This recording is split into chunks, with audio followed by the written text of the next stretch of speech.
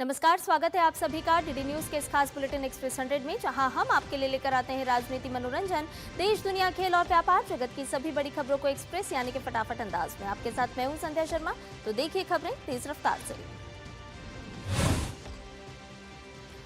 BRICS शिखर सम्मेलन की अध्यक्षता इस साल भारत करने वाला है। इसी कड़ी में आज विदेश मंत्री डॉक्टर एस जयशंकर ब्रिक्स 2026 के लिए आधिकारिक लोगो और वेबसाइट लॉन्च करेंगे। यह आयोजन ब्रिक्स शिखर सम्मेलन 2026 की तैयारियों की औपचारिक शुरुआत का संकेत होगा।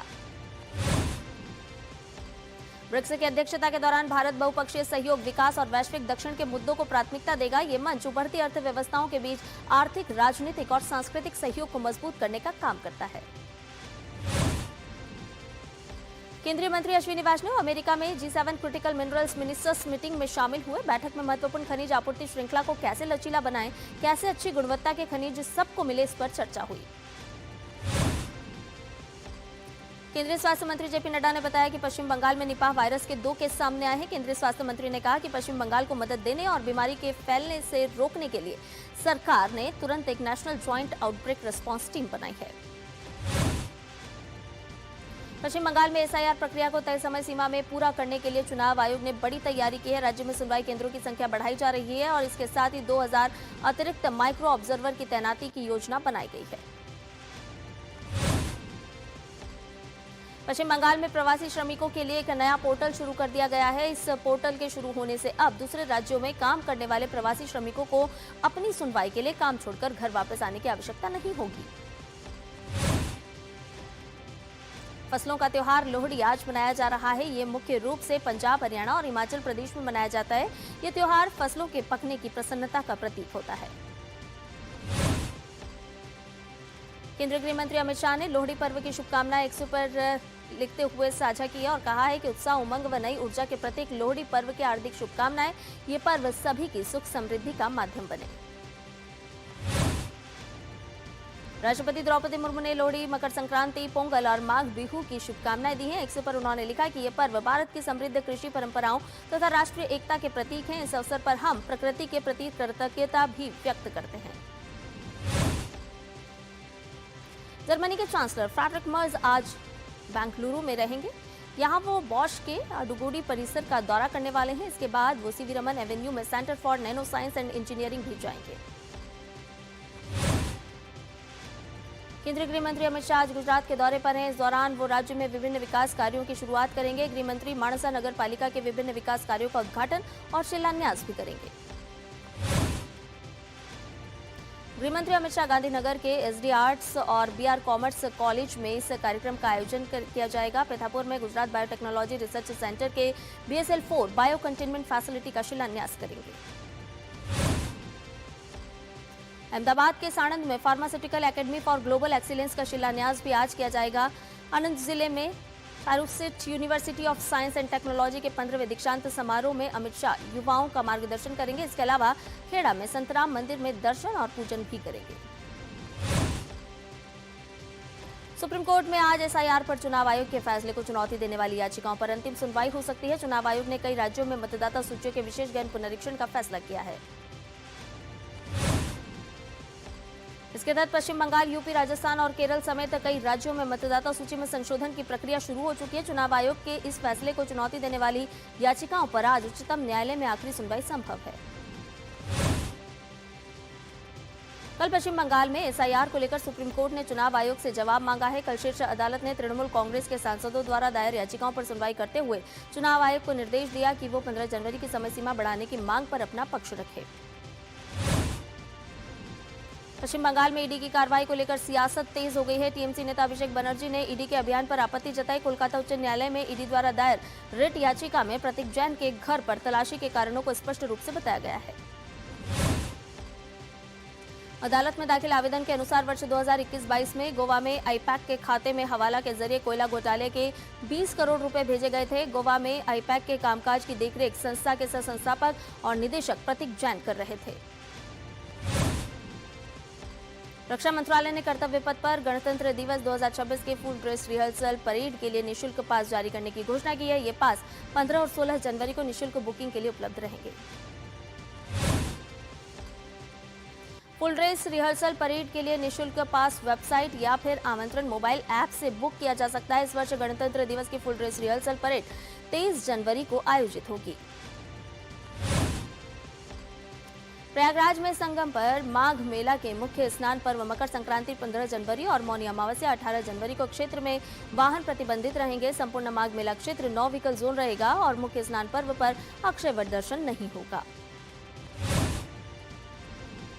कानपुर, लखनऊ, जौनपुर, वाराणसी, मिर्जापुर और रीवा मार्ग से आने वाले श्रद्धालुओं के लिए अलग अलग पार्किंग और पैदल मार्ग तय किए गए हैं। पांटून पुलों पर एक तरफा आवागमन व्यवस्था लागू की गई, जबकि कुछ पुल आपात स्थिति के लिए आरक्षित रहेंगे। मकर संक्रांति से पहले वाराणसी का मशहूर औरंगाबाद पतंग बाजार ग्राहकों से गुलजार है। इस साल बाजार में चाइनीज मांझे की जगह बरेली, गुजरात और जयपुर से आए पारंपरिक और सुरक्षित सूती मांझे की भारी मांग देखी जा रही है। इलेक्ट्रॉनिक्स और सूचना प्रौद्योगिकी मंत्रालय नई दिल्ली में भाषिणी समुदाय कार्यशाला आयोजित करेगा। इसका विषय भारत की भाषा आर्टिफिशियल इंटेलिजेंस AI पारिस्थितिकी तंत्र को सुदृढ़ करना है। भारतीय राष्ट्रीय राजमार्ग प्राधिकरण ने अपनी नागरिक केंद्रित पहल स्वच्छ शौचालय चित्र चुनौती को इस वर्ष 30 जून तक बढ़ा दिया है। इस पहल का उद्देश्य राष्ट्रीय राजमार्गों पर स्थित शौचालयों की स्वच्छता और उपयोगकर्ता के अनुभव को बेहतर बनाना है। केंद्रीय शिक्षा मंत्री धर्मेंद्र प्रधान ने प्रधानमंत्री संग्रहालय में PM युवा 3.0 के तहत चयनित 43 युवा लेखकों के साथ बातचीत की। PM युवा 3.0 योजना का उद्देश्य युवा लेखकों को तैयार करना और देश की बौद्धिक और सांस्कृतिक विविधता को प्रदर्शित करते हुए पढ़ने, लिखने और ज्ञान सृजन की संस्कृति को बढ़ावा देना है। पर्यावरण, वन और जलवायु परिवर्तन मंत्री भूपेंद्र यादव राजस्थान के खैरथल में 161 करोड़ की विकास परियोजनाओं के शिलान्यास और उद्घाटन समारोह में हिस्सा लेंगे। नई दिल्ली स्थित अफगान दूतावास के नए प्रभारी ने विदेश मंत्रालय के अधिकारी के साथ बैठक की। इस मुलाकात का मुख्य विषय दोनों देशों के बीच द्विपक्षीय आर्थिक संबंधों को मजबूत करना था। भारतीय सांस्कृतिक संबंध परिषद द्वारा 11वां भारत अंतर्राष्ट्रीय नृत्य एवं संगीत महोत्सव 16 से 18 जनवरी तक बानसेरा पार्क नई दिल्ली में आयोजित किया जा रहा है। भारत अंतर्राष्ट्रीय नृत्य एवं संगीत महोत्सव भारत सहित एशिया, अफ्रीका और यूरोप के 8 देशों के 148 से अधिक कलाकार भाग लेंगे। महोत्सव प्रतिदिन शाम 4 बजे से शुरू होगा और प्रवेश निःशुल्क होगा। केंद्रीय मंत्री प्रहलाद जोशी ने अबुधाबी में अंतर्राष्ट्रीय नवीकरणीय ऊर्जा एजेंसी की 16वीं जनरल असेंबली के मौके पर UAE के निवेश मंत्री मोहम्मद हसन अल सुवैदी से मुलाकात की। केंद्रीय मंत्री प्रहलाद जोशी ने एक्स पर जानकारी साझा करते हुए कहा कि दोनों नेताओं की मुलाकात के दौरान भारत UAE के बीच नवीकरणीय ऊर्जा और स्वच्छ अवसंरचना में सहयोग बढ़ाने, बैटरी स्टोरेज, ग्रीन हाइड्रोजन और नई तकनीकों में निवेश अवसरों पर विस्तार से चर्चा की गई। किसानों को आत्मनिर्भर बनाने और आधुनिक खेती को बढ़ावा देने के लिए राजस्थान का सवाई माधोपुर में 18 और 19 जनवरी को दशहरा मैदान में अमृत महोत्सव एवं उन्नत कृषि तकनीकी मेला 2026 आयोजित किया जाएगा। केंद्रीय कृषि मंत्री शिवराज सिंह चौहान आज गुजरात के पालिताना तालुका स्थित हणोल गांव में आयोजित आत्मनिर्भर हणोल महोत्सव 2026 में शामिल होने के लिए गुजरात का दौरा करेंगे। भारतीय रेल जल्द ही हावड़ा कामाख्या रूट पर वंदे भारत स्लीपर ट्रेन शुरू करने जा रही है। ये ट्रेन 958 किलोमीटर लंबे मार्ग पर चलेगी और प्रीमियम स्लीपर श्रेणी भी उपलब्ध होगी। कामाख्या से मालदा और न्यू जलपाईगुड़ी के लिए भी अलग अलग किराया निर्धारित है। भारतीय रेल की इस premium Vande Bharat sleeper train में किराया निर्धारण के लिए न्यूनतम दूरी 400 किलोमीटर तय की गई है। लुमडिंग सिलचर अगरतला रेलवे लाइन को असम, त्रिपुरा, मिजोरम और मणिपुर के लिए जीवन रेखा माना जाता है। इन परियोजनाओं को मंजूरी तो बहुत पहले मिल गई थी, लेकिन PM मोदी के नेतृत्व में प्रगति प्लेटफॉर्म की वजह से इन इलाकों में यात्री ट्रेन और मालगाड़ी दौड़ रही है। PM मोदी द्वारा शुरू की गई प्रगति पहल के कारण औरंगाबाद के नवीनगर में स्थापित NTPC super thermal power project से न सिर्फ रिकॉर्ड बिजली उत्पादन हो रही है, बल्कि विकास, रोजगार और औद्योगिक प्रगति को भी नई रफ्तार मिली है। प्रधानमंत्री की प्रगति की बैठकों के जरिए लंबित मंजूरियों और समन्वय संबंधी मुद्दों को तेजी से निपटाया गया। जमीन अधिग्रहण से लेकर कोयले की आपूर्ति तक में आ रही बाधा को दूर किया गया। हिमाचल के कुल्लू में पार्वती नदी पर विकसित 800 मेगावाट की पार्वती सेकंड जल विद्युत परियोजना न केवल उत्तरी भारत को स्वच्छ ऊर्जा उपलब्ध करा रही है, बल्कि इस परियोजना से प्रतिवर्ष लगभग 3074 मिलियन यूनिट बिजली उत्पादन भी हो रही है। केंद्रीय मंत्री मनोहर लाल ने कहा कि वीबीजी रामजी कानून ग्रामीण रोजगार को सतत विकास का साधन बनाने वाला है और नया कानून मनरेगा की कमियों को दूर करेगा।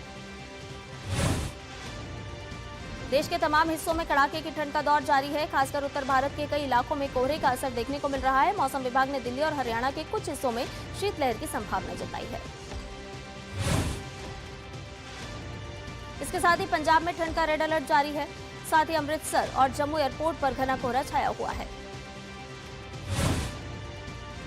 पश्चिम उत्तर प्रदेश में ठंड का ऑरेंज अलर्ट जारी। राजस्थान, हिमाचल, उत्तराखंड, झारखंड और ओडिशा के भी कई इलाकों में शीतलहर चलने का अनुमान।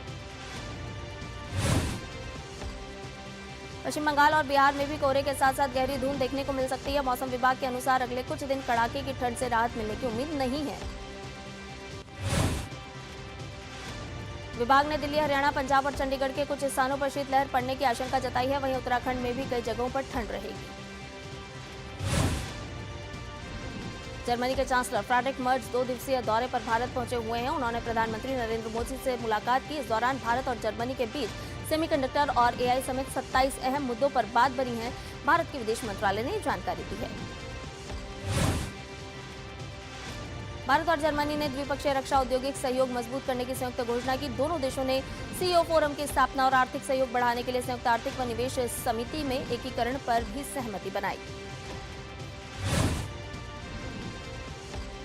पीएम मोदी और जर्मन चांसलर फ्रेडरिक मर्ज की मौजूदगी में कई अहम एमओयू साइन हुए। पीएम मोदी ने बताया कि भारत जर्मनी व्यापार $50 अरब पार कर अब तक के सबसे ऊंचे स्तर पर पहुंच गया है।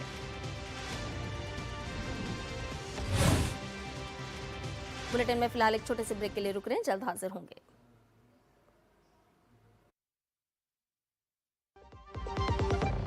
आज सारे मोहल्ले हाजी, खुशियों दी तुम्बी बाजी, हर स्वाद दिले चटकारे, नचते ने सारे बाजी।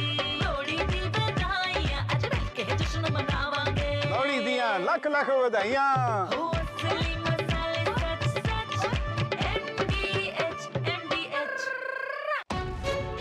विभाग अनेक, कंप्लेंट बॉक्स 1। किसी भी सरकारी दफ्तर, विभाग या बैंक से जुड़ी शिकायत के लिए pgportal.gov.in पर जाएं, रजिस्टर करें, संबंधित विभाग चुनें, शिकायत दर्ज करें और ट्रैकिंग आईडी नोट करें। एसएमएस या ईमेल पर एक्नॉलेजमेंट पाएं और शिकायत का जवाब सीधे मंत्रालय से प्राप्त करें। अब तक 1 करोड़ 12 लाख से अधिक भारतीयों ने भरोसा जताया। सीपी ग्राम्स, आपकी हर शिकायत का हल। अभी शिकायत दर्ज करें pgportal.gov.in।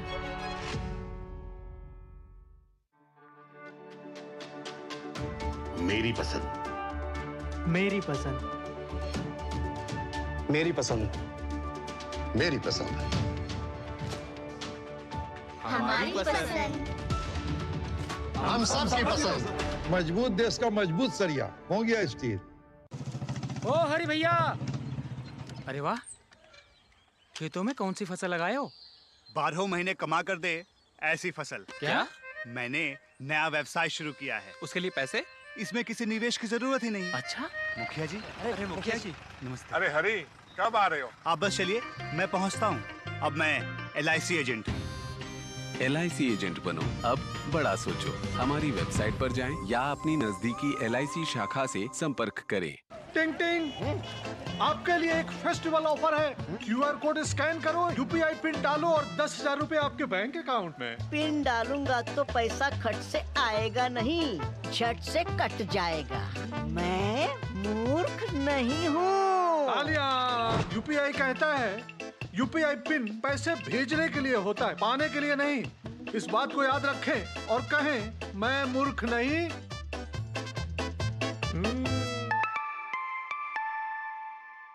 जाइए, आप भी किसी का टेस्ट लीजिए। ब्रेक के बाद एक्सप्रेस 100 में आपका एक बार फिर से स्वागत है। आइए बाकी की खबरों जानते हैं फटाफट अंदाज में। मध्य प्रदेश सरकार ने किसानों को बड़ी राहत दी है। सरकार ने रबी विपणन वर्ष 2025-26 में प्रधानमंत्री फसल बीमा योजना के अंतर्गत फसलों का बीमा कराने के लिए पंजीयन की अंतिम तिथि बढ़ा दी है। अब किसान 15 जनवरी तक फसल बीमा करवा सकेंगे। कृषि विभाग के अनुसार ऋणी कृषक अपनी फसल बीमा उसी बैंक से कराएं जहां से उन्होंने फसल ऋण लिया है। अऋणी कृषक 15 जनवरी तक किसान क्रेडिट कार्ड पर बैंकों, सहकारी समितियों, जनसेवा केंद्रों के माध्यम से फसल बीमा करवा सकते हैं।